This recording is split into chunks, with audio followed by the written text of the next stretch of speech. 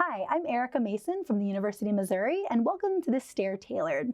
Today's video is part 2 of a 5-part series in which we talk about how to factor quadratic expressions. Today's video is how to use manipulatives in order to do that. Before we get started, let's talk about the foundation for this practice. What we're referencing today comes from an article written by Tricia Strickland in 2017, in which she introduces the idea of using the CRAI model in order to support students in learning these algebraic concepts.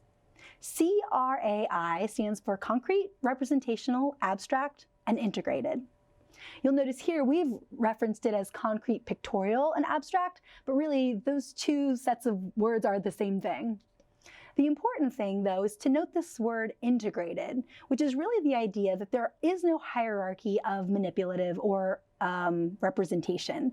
So, for example, it might be tempting to think of concrete representations as low level and abstract representations as high level, but really it's more appropriate to think of these as a set of tools that we want students to become really flexible and comfortable using.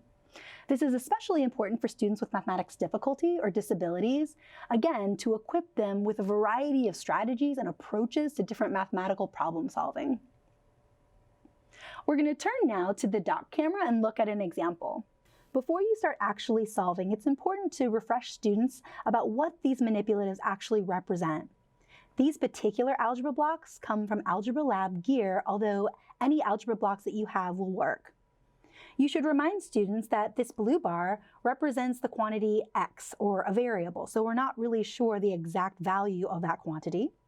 This blue rectangle, or square, represents the value x squared. And then this yellow cube represents an integer constant. A common misconception for students is to try to figure out, oh, well, these 3 yellow cubes are almost the same length as this blue bar, so this blue bar is actually valued at 3. But that's actually incorrect. So you want to remind students that even though this blue bar might be a similar size to some of the other manipulatives, that it actually represents a true variable or an unknown.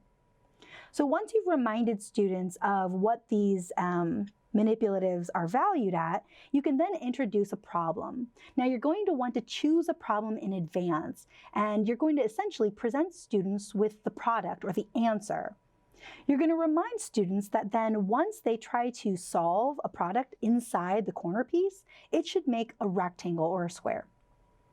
When you give students these blocks, it could just lead to a really exciting and open-ended sort of exploration in which students work to almost fit together these pieces like a puzzle. How are all of these manipulatives going to fit inside this corner piece to create a rectangle? And so students might try all sorts of different strategies or approaches, and there's probably going to be some mistake making, and that's okay. In fact, it's probably encouraged. But ultimately, students should come up with a representation that looks something similar to this. If students are having a difficult time formulating this rectangle, you could do a couple of things. First, you could draw their attention again to what this whole thing represents. Inside the corner piece is the product, and therefore on each side of the corner piece, those represent the factors.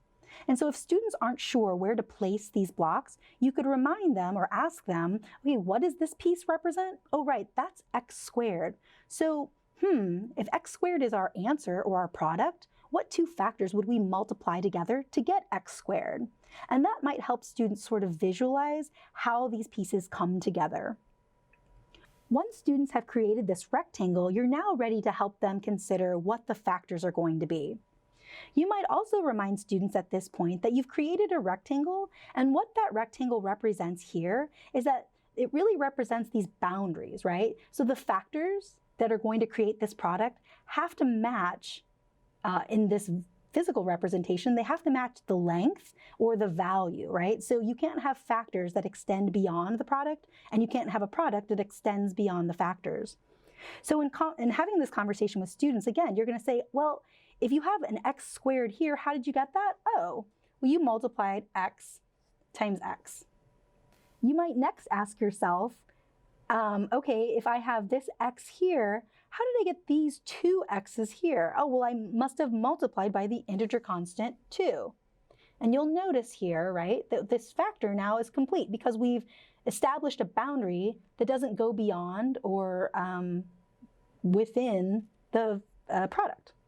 And then lastly, you're going to ask yourself, okay, so how did you get this x and then these 3 x's here? Oh, well, I multiplied by the integer constant 3.